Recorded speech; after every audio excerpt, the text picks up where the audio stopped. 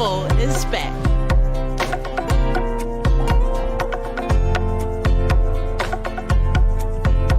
Beautiful.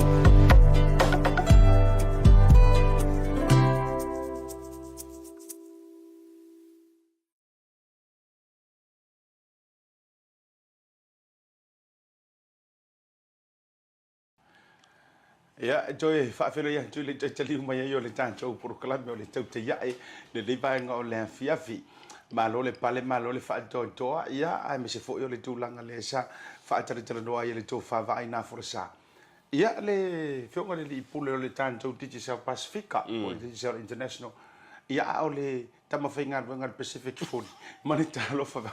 le whionga le tō o le manino ia le whionga le tele junior Talai Lene ia i lau whanua o te o ia o Samoa o le whatua amba ua le whanua i te whenua ia ia ni va ia sa o le Asiata pe o se fianga foi nga ma se mikanga foi le tanga ono se vanoa nei o mafai o le vanoa mo nei o mafai ona ma fa so foi ma pa talano I tono tātou stilo Samoa, ia o le mea monia, ia ngā oka maka mo ka kuilua whaasoa hoi o i New Zealand, ma e o tāua hoi malanga mai le song whai a Leaupepe, ia. Ma usia le awa no? E la sau whaasoa, e sau karangoa kuruka. Makua i, o le makua i vevela, o wa whanongo mai fua tele lua talali i la ua malanga e, o le tāua le o le sivaenga le ua i e la usak. O le sau fa fole o le afu. O le afu. Ioi. Tu sa wuka ke lusi ai roka sau fa ile veve. E le o se lusi la fo ile le manat. A o le lusi wa sau fa fole afu. Ioi. Afu fo ile le o nga o vane fa fonga i o le malu ma. Unanga fa tai la fo tasi le me te piti ai mo misi le tau tatou i Samoa. Ia o le fonga le o lana sau fa lu ai tanu ta talaya. E tātou pōra. E wale, e sau bua. Ia, tōre sau ono le tūlanga i le whatau tōli o le whalama le pusi i tō whanga o le ngase siona tua, siona tama. Ia le rana na sau wā, ia le vai tō ero tu fōi, ioi. Le fukuto i sau ioi, pora mo le ngofo le leia i loa. Ioi, ai whero ia tu fōi vai fōi wharu te mita mai tilai manu ia. Ia, o lea na le loa tu sau, a wale ngofo le leia. Au tafor tama spende le taimi io ai so ia le fe ai tasi si vaenga ba ai wa mana tu fo ia ta wona fa ai lo ma marlo te le tunu ila o mai nei Samoa ala ora cavali moni lava ko ora cavali o man ia la tele mangala man ia le ngatasi ma le fataina a o matua telo le ta io ava pelo le te fo malanga mai Samoa ia o tele fai tu va e nga te lona tau o me oli la vo sauta vale por le rentals e tau le mo wai o le mo se vale tu le la tau fa tali le taxi mo to na ai a fa pe o le tanga tali te sau e tau anu pakeki public transportation jarmia public transportation ko e fa pum fa pa o ai tu ke le pas ia tu langa na E moni lava Asiata ia o le tala moni lava ia te mina nei ia o makua kene le taxi e te amata mai lava mala vale le na ona e tu o kaule suea le taxi o te mi fone o tau fao ave taxi tangata fo ia ono tulanga fo ile le o makua kele ia falita vale ia le sitanga fo ile felo ia o mau yang ka vale sekolo ka o fal taxi system ia o le si fo i vaenga ile ila mai tau i fo i mai ile nei fo i a fia tau sanga le sai covid ina ia una fo ia car rentals no vai ai te lo si car rentals ina lo lua ina u fa le tonu le wa fa tau ese ala tu ta vale o me monial termine ua tau le maua ia la una le ina ua tanu mai ona fia sa mo le covid o tau le ilan tatu ka vale currentos o le unanga le o tele ni o tatu tax e pia moni ila la u fetalinga Asiata ile ta u le mani fo e fa unga tatu ile tulanga fo le ia wa me moni ke mi fo nge ia afa pe te ese mai e laki a pe afa pe te ese mai se me o la uli ia le sa fo le muli fanua ma a fa pe te maua mai la le taia fo le ia pe te ta le iva te sa mai o muli fanua ia te lope ke o mai ua ke asukas ke no kava le tulanga tonu na fa poila ma le tau tu e fainga au wala no fe le tebili ia e umi ai lava ai pele mana ia lo no futongo taxi ia wala nga e malulu e tile o avel ta vale ai fia moya tu le moya mai tutun pa tu ifo ai e tele o to ile to nga umi le mele sorry ko kiki a fa minute every 30 seconds per every minute e passi mai ya se ta vale lo passe se ia o le ta wala na me se fo yo le tula ngolo isia se ta to tunu te lo si vanga mali e va ai mana o se yo ia sa tala le ta program e te lo le upumoni o le pe ua fasai le te tala noa i nei vaenga o whaporokiki nga woka sa vai programe aku i Samoa ta sila le vaenga ta ua te le na i whaafonga maua mai tātou i tunu i whafu o le upumongi a vai i a mātou i tunu i whafu e pe mau te sawa whai mai whafo e pe paule o le whaamalama e tilo mai ai e kilo mai whaamalama fo i o tūlanga o whainga malo o le tele fo i o le content o le tele lava fo i o le ano fale o porukalame ma whaataltala noanga i le toi nama le laina ia e anga i lava i tūlanga whapea wa e sirisira fo o le wahalolo o vai asolo na lua e ui ai le pisi tele tūlanga o le au whapawhala ai wale ima se tūlanga fo i le programe whaataltala noa masa ia o le wo i lau whanua e mawai lau wali e mane fo i a whionga i minista e tele na whaataltala noa au teilo uso le wo usau fo i le pi e whenga ruenga maorite ai holiday ko ima umiska ai o le vaenga lau alunga mo tātou le whaafonga mai atunu i whafu e le o iai ma se vevesi o Samoa e moni lava le wo ta o mai wo ta va ai wo ta ai filo ia ele ai ma se tūlanga whapea fo i le ai fo lau maria me ia e go with the flow ele o iai fo ia me whapea mai matua pupuru ngi kara whaporokiki kongo Samoa e tasi va ai la umai tau e moni lava Asiata o te lo le sile va nga sa o le fa moni fo i la fitalenga pe ona ia i le tūlanga fo i le whaftai fo i wa maua le ava noa te a fo i te malanga mai ai mai mon mo wina le tūlanga i ai le i nei Samoa mai so tūlanga le sa tatu vesi mo whainga upu whai o malon porkiki ia ai o le tūlanga lava ia i le ia o tātou e te lea le vesi fo i le meo tala me whapena ia o tūlanga ia le whaatinonga ngaruenga le tātou malo te mene o le ia mea uma le ise meo ngā se ma wha le tonu o Asiata malia lama o la umai tau le na e le toi nama le laina ina ua matu ia i le tina na po le na whaataunu ina i le lava wha mawai toi fo isi wo ia sunga whawhenga ingoi fo le sponsors le tātou pa Tautai ai matua tua tele i o minista ma sui o le malo o fai pule sui o le parliament e sai ai wai pe i le lava Peise most comfortable hangout for le not so business be a meet ai halfway the business class ma le economy class e meet ai no vai le na pu ia ma to firo i medisi o ila to o ile va la to anga ina fenga malo po ma nei fo le no fa so ai tu langa fa pena ma le wonga na lo mai ta e le o vela tele le tu langa fo le atmosphere fo le tūlanga pe o le mea lai mau te whawa ai mai ia tū i whafu o ko kiki o mea umai te whero rua i te vai e porokiki a lela o te sau nei Samoa e lei o le ae solonga le lei o le fupo te vai ia o le awai ape fo e ta oto le lei ia le wholaunga le whainga malo fo e tūlanga lo ia ima le tua fo o le whai malanga tu le pati nisi o vaenga o le pati le whionga le te fonu ia ma nisi o le komiti whaafoe ma nisi o le pati ia le whaatuatue le tua sa utas ia e whaasolo la tau whailo inga alo ia ma supporters walanga le toi nama le laina ia o le manuia le na malo ele masuia le whainga malo peina malo si mai le una ia i lantou o loo ai tau ma le tonu se tātou tunu vai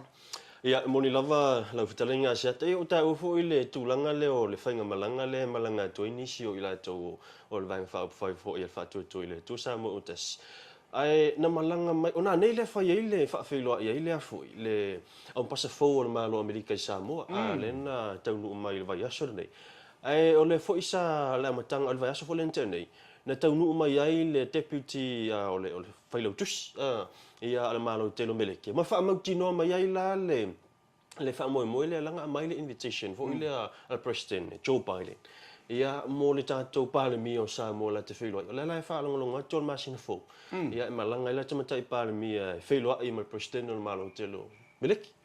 Mana ia mare tuafo, ele se tūlanga fau le vahenga lea. Moni lava. E tūlanga ai o le whaftainga fu. E tate mo mia le toi whaamalo sia o le tātou whainga paanga ma le whainga wole. Ma le malo tele o Amerika. Mare tuafo i vai. Waso ia o tātou laiti. Tate mare tua.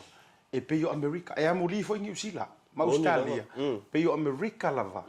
Ia le ala va atasi Samoa sa tele le folna ila to umma le malo meleke le to tele ye o ila to wala pe po le arma ma America pe o asa siva to fa ye ma ye le malo tele Samoa ia sa wa ile to langa fa pena ia wa tato le fala va Australia New Zealand pe ona ye le temile ni ai fa vitai o le ato e fa fangu ma to e fa malo sia ia nei va no ia mu ye fo wala nga fa tu sa tatou Samoa ia e le nganga vale si tatou tunu ia e matuala iti tau le fai tau ia i tama te tele o tunu continente tele ai a mai se tu si vala ulia mala tu o president ya America o le fatu langa mai is the most powerful man in the world strongest man for ile ia in terms of authority ma leadership o president America ia a faila le ua mana ia mai ma mo mai na ifelo i le fionga to mai pale mi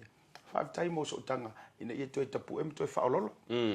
ia mo lava o le tulanga na ia o titilo fo ila ia le tulanga le asiata ile fo i valaulia ma le tulanga o te lope o se taimi mo nei wa tupu ile winga fam talanga ina se wa ia wa te lo ile ia se me fa pe ia sa ye mo fo i ratio pa inga sa ia i se valaulia mai a mise lava ma lo le Amerika e mantuo i Amerika e tau sa ilia sa vanoa fo ile le mai se e ka ulo i president ia pe a piona e ta ua ia ai ulia ia ola se i hanga ia tu tatu marolonga ia to te mai le tau lunga ia le tatu por kalame o le tautai ia ila nei fo ia fiafi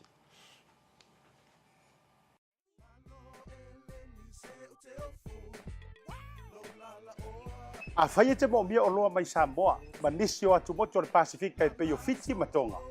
e na o le tasi lava le maketi te mo mia le Tasi Market. Tasi Market e le ngata i fua whatoanga e maua fo i ia fee ma isi me tau mafa mai le moana. E peia ona ufai atu e te maua uma o loa mai atu moto le Pasifika. O le talo le te sila mai ai numero tasi lea o loa sa palai mai le atu o fiti. Kako karongi ue fo ia soi. Maua foi le umala mai tonga. E le ngata i lea mo ila tau e fia le tātou tama o le whai. E te maua umala mai Tasi Market. Ai whawhetu langa o whaalawe. E sa o le lei, e maua tātou pusa pisupo. Tu ai ngā le lei ia lea o le pama. Le ngata foi lea, maua pusa moa, i so si tu ai ngā sizes. Whapea foi la kako pusa siu pipi. Anse mai ngar ka pusa siu ngar whamule mole. Tai. Tama ia mo whaalawe ngata foi leo pusa pepe i le Tasi Market.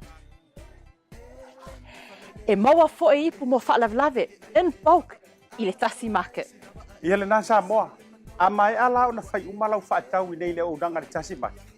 Aua nei e tu muli, ai alofai nei o tātou ai ngai Samoa o le whea ngai Markoviti. E iai fo i le lātou o ouranga ua tā ua le MoneyGram. E lafo ai tupe mo ai ngai Samoa e le ngata o nisi o atu motu le Pasifika. E tasi lava le no fuanga i te whai ai tūranga uma nei. Le Tasi Market, whale o loi Massey Road i West Auckland, a le ngata i leo papakura i South Auckland. Can you be my wife?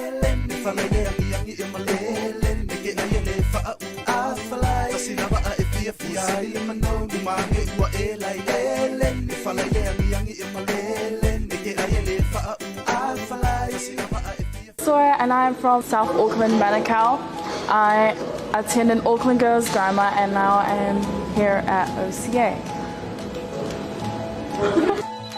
My dream is to help Pacific Islanders build affordable homes. I came across OCA on Facebook and I saw that it was more hands-on. Now I'm here, gained a lot of knowledge, gained experience on schools. Something I was amazed about was the floor plan. Once you build and then you look back at the plan makes sense. So that's something I learned from OCA was how to read plans.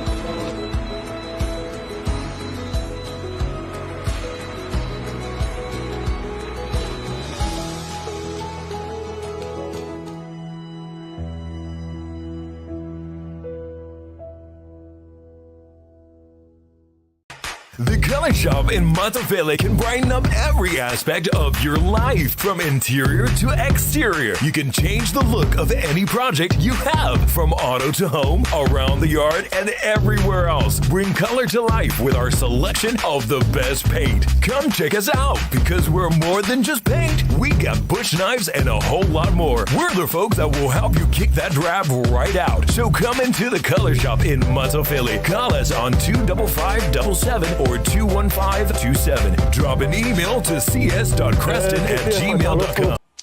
Ia e toi e whawhailoa I ma toi whaatalo whātu toi talu mai hia o le tātou proklame le nei o le Tautai ia le nei a whiawhi mātango whie ia o le ua astofi ia mātou Samoa nei ia o te loa lai tau whaatua te isi ia aso fo i lātou mai mo mai I le United States of America la whata aso lulu lātou ia mātou le ua le future tense o tau ia nei le past tense ia whamalo atu malo ngā rua Tautai ia ai pe ona o tau mai mo masirisila malanei a whiawhi ia o le foi ua po ia foi ia le mātou studio ia I nei Samoa le Bluwave TV nei Samoa ia I tātou malo whaalongia I le toi tau whailo ia le fionga foi ia le Leaupepe ia Junior Talai Lene ia I le tūlanga foi pe ona iai ia lana tautua ia ai o le winga o le whamatalanga o stei mua le nei o le ua e mitamitai foi ma whaaftai e foi ia ele tātou official BluTV Samoa ua maua nei lao ma nei avanoa ia tātou te talatala noai ia ma whaasoe foi ma le fionga foi a Leaupepe ia I lunga le tātou proklame nei Samoa ia o le I anga iatu e whao tātou proklame mo mona u whaatalo whātu lau fionga Leaupepe ma lo lava le malanga manuia ia whaaftai foi le ua ta whailoa ia I le mātou ofisa nei Samoa Whaftai ia lau fionga wa ai ia whaftai mo la manoa o mwhai e foi ona tātou awai le pokalame le Tautai ia me se foi le whafonga tapua e Samoa o lo mwhai ona mafuta mai ioe o le vana ta momo o mai I lua whatatanoanga ma Asiata inai aso foi o mwhai atu tanu mai ia whaftai le lofo le atua le neo tātou whailoa ai ia ma mo foi sina whapoponga atu ia tūlanga foi o whainga malanga ma mea te tau ona tāpena iei so tātou atunu wale mea mo ia ele mātou malanga mai le aso lua na iei nei a inga masalo pe toi titi toa valu ele imwhaina o mai ona o le ato toa o mea o loo mana o mia ona o le iei tala le whapea o leo tatala pora se leo toi mana o mia lava nisi mea o le ianga ia tulvaenga lea Leaupepe o le whata tau no mai nei o le ua te loo sa vali le tolu vai aso o si osa o iei se suinga e lau sila ma sau titilo ia Asiata talu na tuua ni usila va ai le memo mua no va ai wa matan tau rusi mana ia o le lau te fsilingia o ma misa ma tatou Bluwave Samoa po fafanga e si uso o lo va tu tau wal le tino ia langa e foi la le si tu voi o le vala ma le to lua ma le malfanau e foi la tu langa fa pena va ve foi ona e foi linga voi e fa pe ona to lengi e le loa o le atu le loto voi le atu le loto alo Leaupepe o le sa ta o le vaenga le Leaupepe le tūlanga o requirements foi ia mo I tātou whainga malanga ma whaina e saunoa wha manino le tūlanga I le tātou whafonga mai so I lātou e wha malanga mai lātou le wha toi malanga atu I atunu e pe ona ini usila ma isa tunu o lalai whaftaia wa ai o le vaenga mo mua lava e hui lava le whapewa wa tatala poras foi le whe malanga inga o le sawa ia mai New Zealand o mana o mia le whai peo lau test I tu tono le luasu whai tūla ai te le I malanga mai e nei a inga sa poloka le malai wa lele ono le whatino ino tūlanga lea a tili ai foi vai o telo flight le New Zealand le sau e sau le pave au e lei ma se mea o matala le temina e ma fai onto e fai se test fa fo se e au la von tatu ta penata e le lei ale fai pe o test I tono lo su fai tula prints le mai le li poti o tui wa umona fai a sau ma lau telefoni fa ali e la tu tel o telianga fo tulanga na e tawana print mai a pepa e umana fa ali I le time to check in nai ia ai te toi sau fo e toi fa ali nei pia I malai va le faleolo ia o le alofa foi lele o ba time nei le taunga tau pa se va ai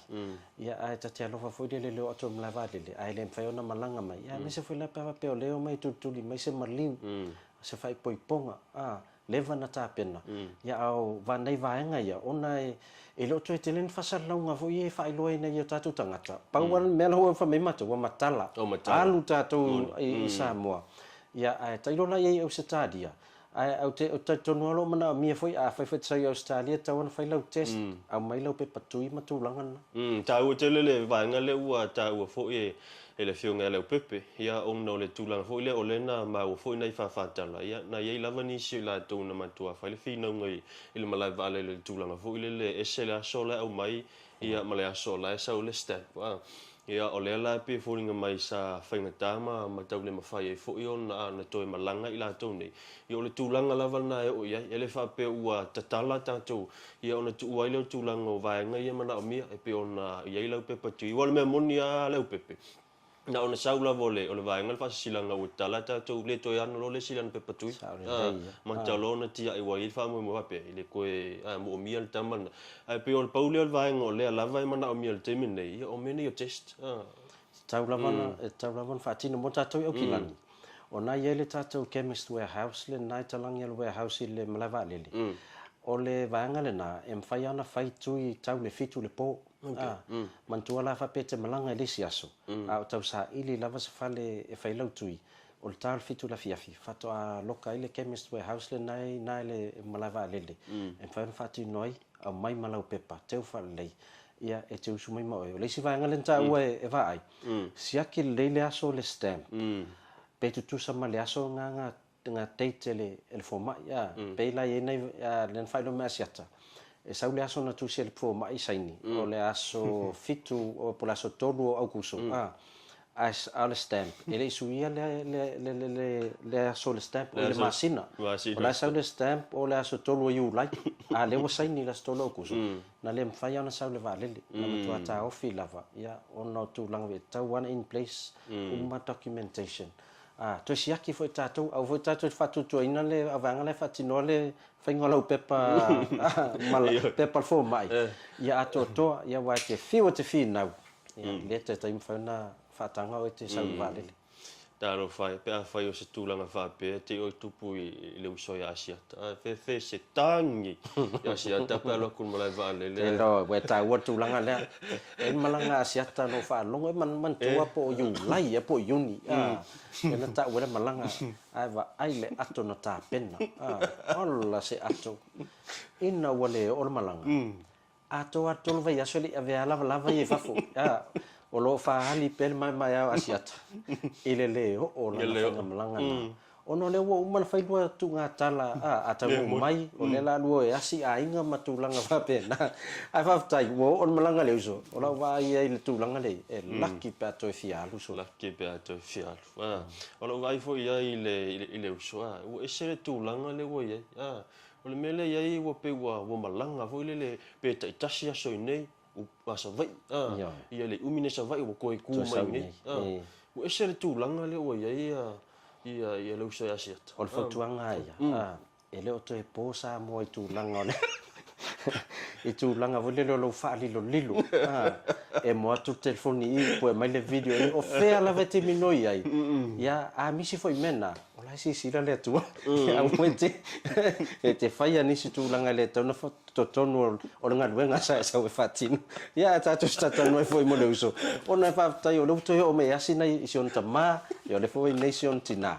ia mana ye foto maftanga nei a tonu e so ani foi nai ni foi vai ngol tatu o tatou ngaluenga ia a mono fai a misa a fa longo tu lo tau mama fai fuale avenga le ofisa ia toi fa fo ia tu New Zealand ia o me o fai te nei te ua wala fo mai pe pa no follow i e ile lo pe la tali watu tatou malolonga toi foi mai fa o tatou polklame o le tautai ai ile nei afia Now that is beautiful. Think that's beautiful? Look at this. Nah. Waves without crowds. This is beautiful. No, this is beautiful.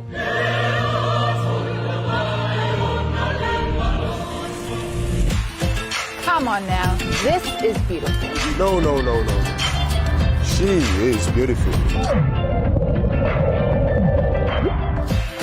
How's this for beautiful? No, no. This is beautiful.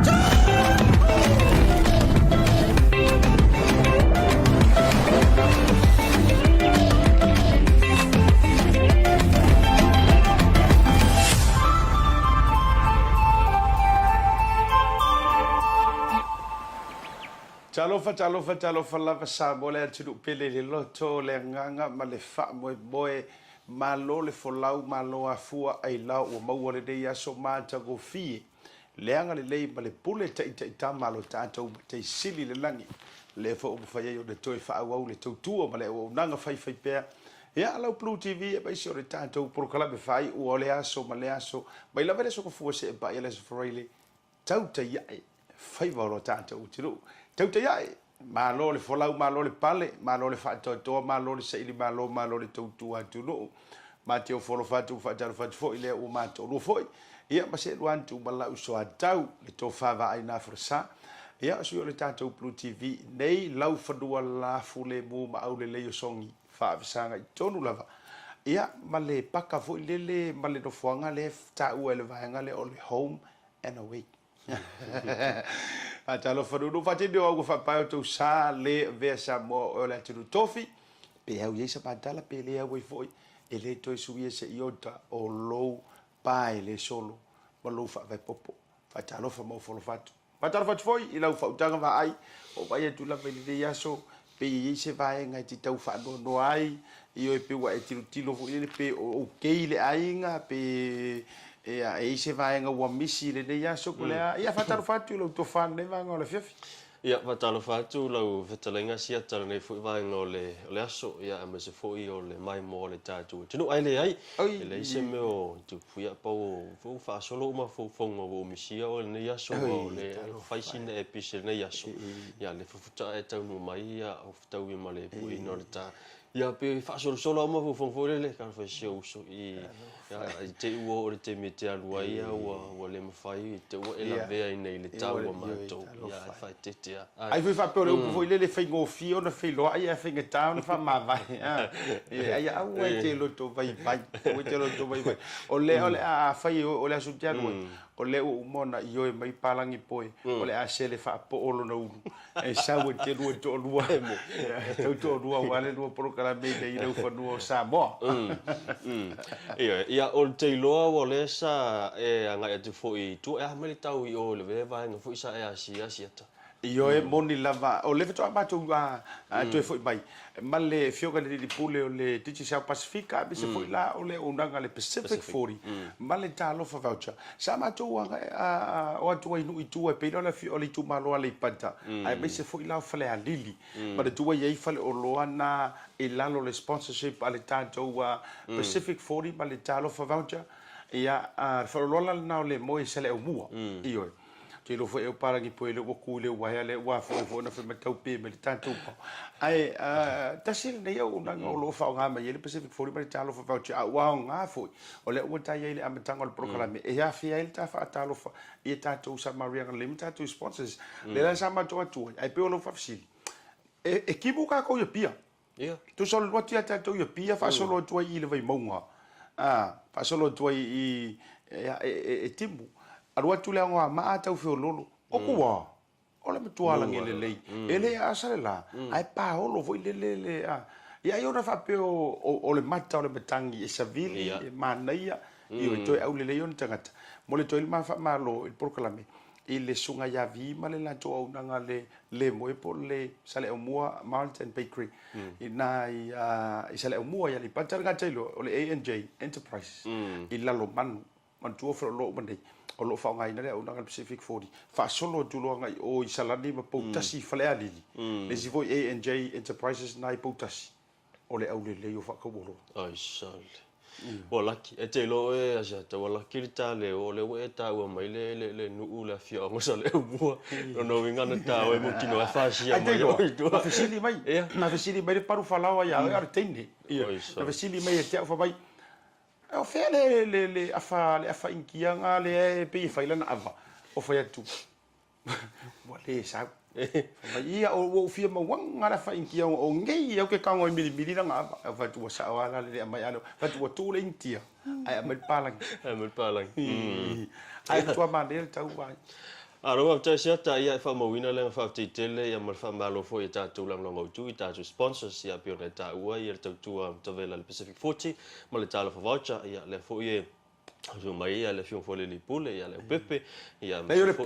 pule fa lutte sa io le posilio fa lutte ia le pule ole tava fa inga ruenga na Pacific 40 ole fion ia le ia bol fa sa onga ma nga ia la nga le mo te tua ia uma fa fa tau mo ri fa ia ale sunga ya vi ma ia mo mo le to ma fa tele ile pulenga le Pacific 40 le fion ia fa ala ku kure au pepe ia o ila fa ilondo io le pure silina ia kan tai leo tatu wa Samoa kalasho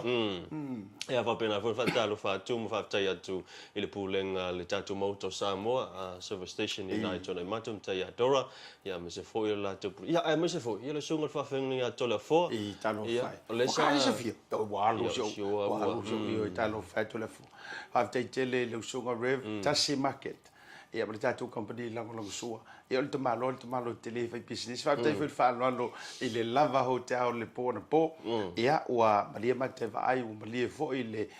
tali fa lo le pona po ia sama au ia le sunga fa fenga ia mo to tele fo la to sa ia na lava hotel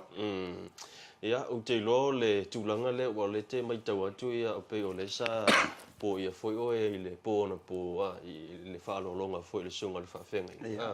ia ona nei la le na usu mai ma felo ai ia usu mai ne a foi ia folengo ia ena sa utau su etanga dayan le no okaina steak io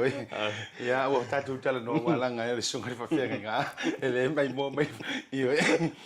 na umana fa mai sa no nga sunga fa fenga seta la ngole la utu mo le matu lancho para associate minister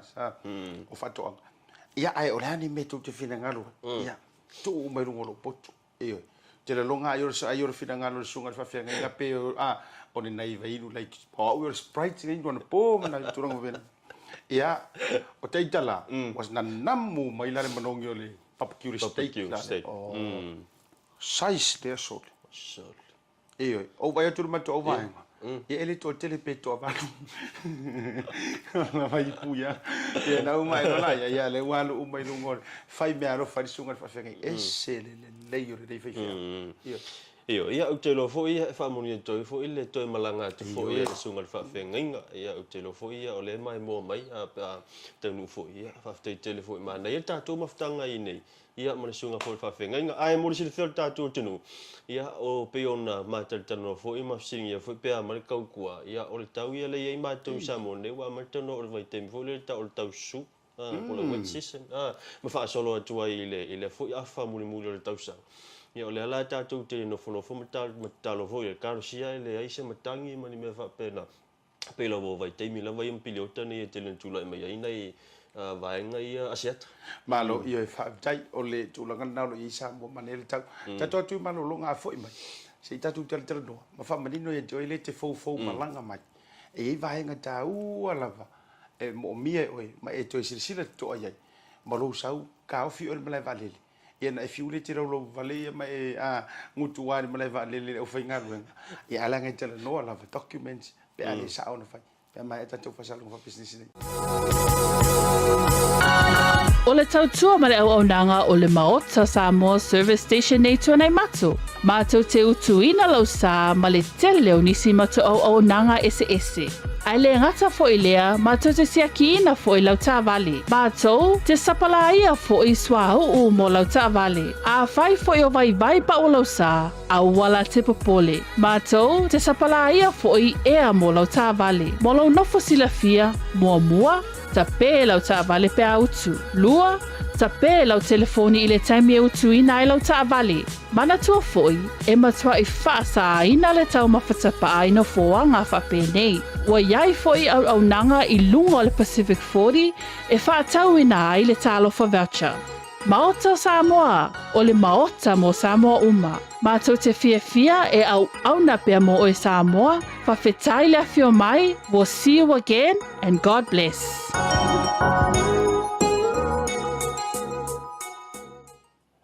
Ia toi fia toi fa lo ia tu ia ma toi fa talo fa tu ia te oina le fa to a ma ua mai le tatou polo kalame nei ia ilona toi te liu mai hina wa mai ai le tatou ma longa le tau te ia ile nei fo ia fiafi ma tango fie ia o le aso tofi ia ma tango fia le tau ia ma to i Samoa nei talo sia lo manuia oe lo manuia lo ainga ia mai se foi ia o tulanga pe ona iai ia ngaluenga foi ma lo le on sai tau te iai ia alo foi asiata wa te lo nge yaso ia pe ngo foi ya ia nei me ana fa pe foi on nge ngaluenga le singa luenga fa ngofi singa luenga fa ngofi foi na ko mai ya ka sa fa ima on ngaluenga nge ke fa ya ku o ngaluenga nei e o lua o le tino o le ma fa e fele solo po anime tala no ia ai se foi le taimi ma le taimi fa alwa i pe tulanga fa pena malo la va mana tua vai mi se vuole vai ngole mentura sol ni ona so ma sani ona fa tele no ai bale sunga ile prefiong il ministra o le fa pui so nga ya fa walo ia pita ia o mana tu fo te lo la to e fo i por kala me ma sani pe yo na ia ile va so fo ia ai o le tate i tua mai o si ui o le fa ala wi loina o le tato wa Samoa po le tato wa tunu o le o toe te tala ma o toe saunga le mu mo fe malanga inga ma fa ta fa ai si vai o te mana fe sin tata mai fa soa va ai ta urunga mai prokalami e le vaenga le o usau o mai tau ina fo ia e le afuanga o lo o le mala mai le to te le i nisi o vaenga o poloketi ale malo ma fofong e o le to te Samoa ale ka ke vai a kori le to fa va e pe si le kori le mako mala mai fa fori e tura ngolo fa ta o to ile poroketi ia na ilo te le o fio anga o lo ye nei al vai ngala na le o te a tilo to fo ia be se fo italo no male afa ia e mai fo se ma to fio anga e sala fai e fai ma fa ta inga Tasi le wai ofisili tu la mai mala wo longa le ye po o le fe tonu tu inga tanga tai te tau ona fili ai komiti wai o le la wo te sau mo ta mai tau wina e le ai la ele na o le fai pule le e ta fio fi mama wala nga pe o ke le ngal mele ta te fa longo mai fa pe mai ia o ngol fai pule HRPP ati te inga tu sawa ia ele Leaupepe ka muso fe bloke ia o le situ ona o le fai pule o le fast e fa le fia isu le HRPP matura ko pena ai wo te sawo ta mori mawina e to iti la vana ye fio anga mai tu malo na fa pena ai pe yo le lifa le ia male mama fole o le o tasi o le feeling o committee po o le fia tonu tanga te tau ona nga va ai ye tonu o committee mai tu inga tanga te to lua mua o ilanto ye le to mai male poto mas poto salalau por poto o ina male lua pe tu uia ila do o fainu o lo tausia nu mai tu malo le o fai to fa kama voi ko inga ma kuala ya pe la vai nga ya va ye lua le o sa o mai tau o le ai fo ngatai ona maua se tasi o komiti e tu malo ele ona o le muso le fai pule pe tai ona o le manana o le foi mate tua e au mai le pro ke tile nei o le au mai tu malo ua ta oto lava pai lango au lape ma fainga fa vai ale no umale no o fi onga te tas e le o mai la o se mai la le pro ke kile matulanga e fainga no o la e ta e pule fa sau e pule fa ali o le no e fo iswafa o fa pena na to te sile fi ma le tuala au mai lola e le mentality fo ile le ko inga ma kuam kama sao mai milionga au mai le milionga nga ia ma to mo te fa por fa so ina ia le tau au ngani atu ia le fai pule ma le fai pule ale ka ka sao la fa mali lo sa la fa tu fai pule se mali dia mai o to ina e se ale fai mu e se le poro ke kire nge mo mia na itanga ta fu ile le ile poto au ina e me tau o faingo tupe io e fai tau ngo numera tu fuafuina fa te tau o tupe e bo o ingala le tau vai fonga va ia fa mai makama se ia le faigu o ia le ale amanto le faiala Ya, so se me ave ko pro. Io vai, o tu na le tau mai tau ye. Ile tele o isi fio anga mai tu malo le o mo wesi tasi la to komiti. E sa le lava asiata o te lo te le vaenga le. Ya ona ye fo inisio i tu malo sa awa ye fo i le tulanga ma fatalo talo no o lo ye ina i fe se inga fo i le tulanga mi se lava vaenga le o komiti. Pe ona ye fa longa tu e le si tu malo. Na o le si vaenga le si tala la to komiti. Ia umane ia ele fa pe ua mana tua lava ia o fe o pe o ile fe se inga fo ile le ono tulanga fo ile le fa vaenga fa fai o la le si vaenga fo ile le stala la to ia committee e au noa male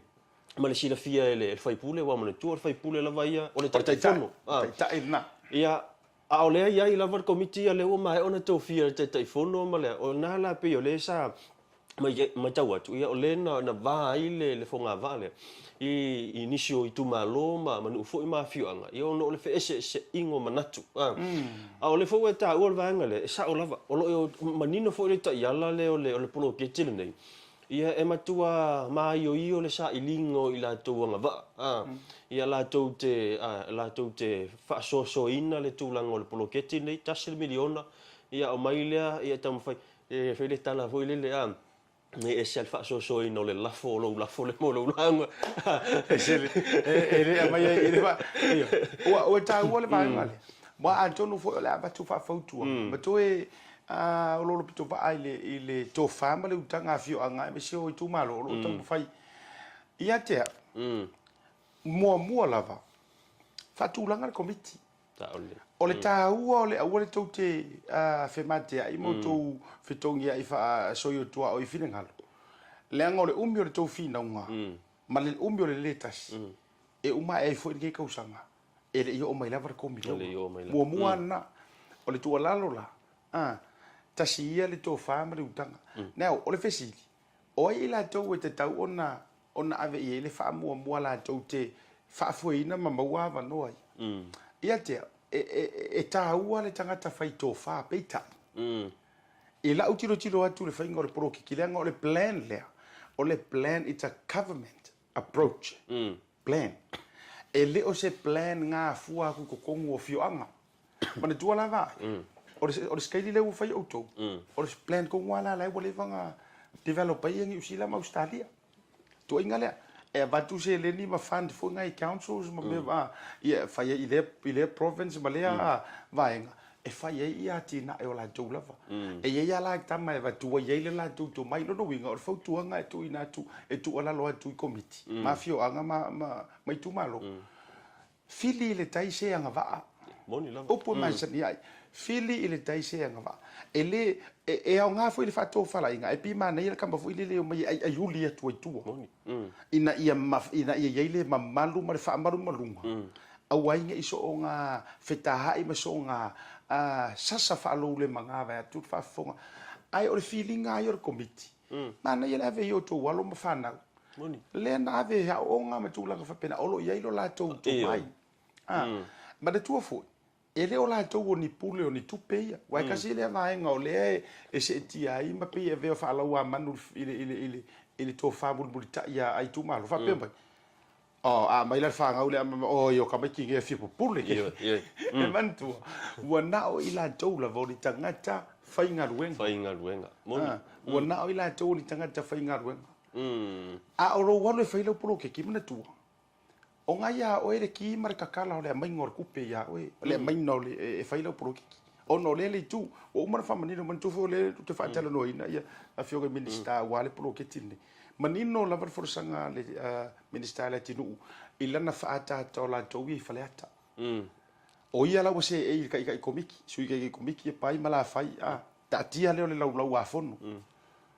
o le alu kupe kua e ngai lima o ele na le tangata nu e ala I lau poro ke ki le la tu fai a le mele tu ua mua na alu ro tatou teimi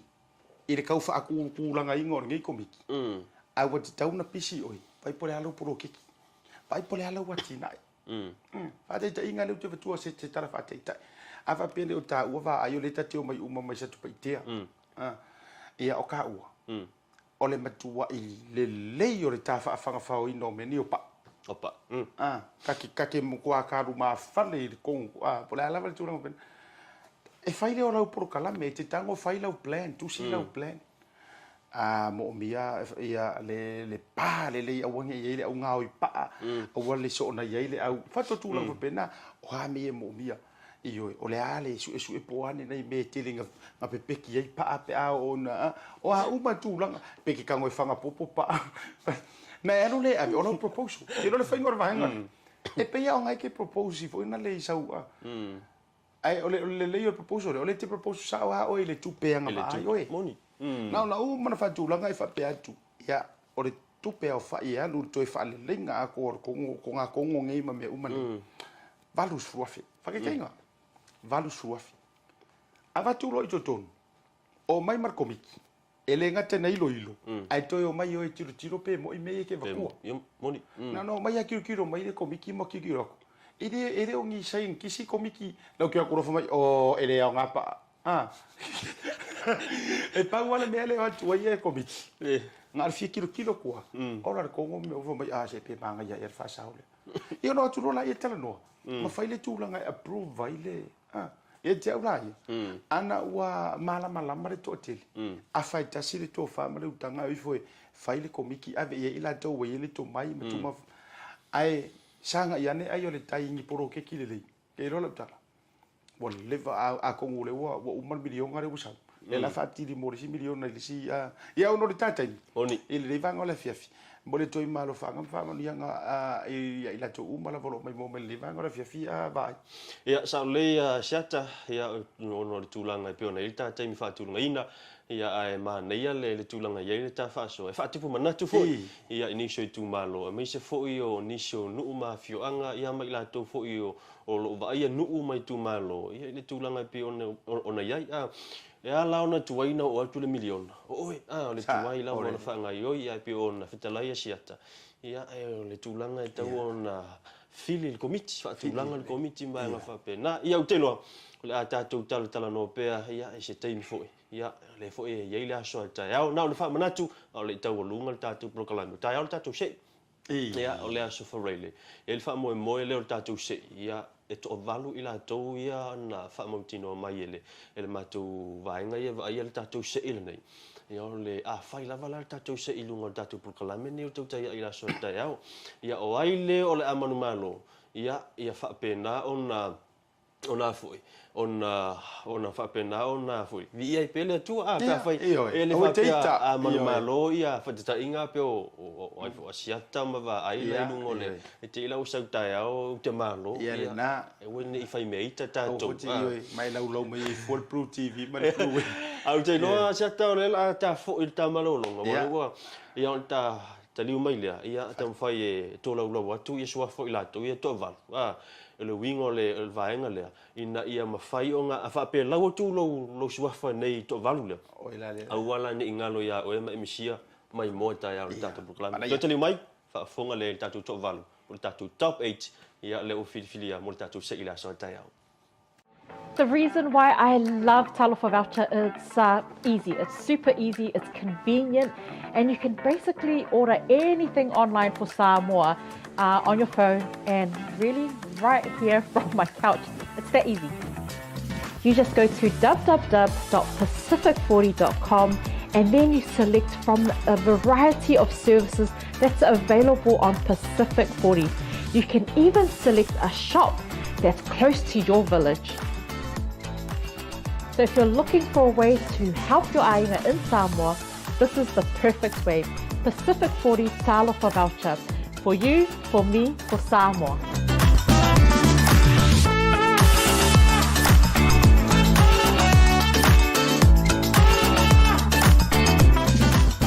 Ia toi whawhele atu le toi te liu mai o le proklame ilo na